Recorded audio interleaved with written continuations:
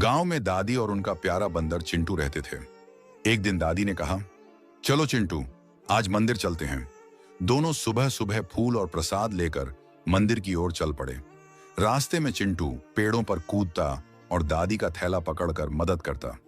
मंदिर पहुंचकर दादी ने भगवान को फूल चढ़ाए और चिंटू ने भी हाथ जोड़कर प्रार्थना की। पुजारी जी ने दोनों को प्रसाद दिया। मंदिर के आंगन में बैठकर दादी और चिंटू ने प्रसाद खाया और खुश होकर घर लौट आए।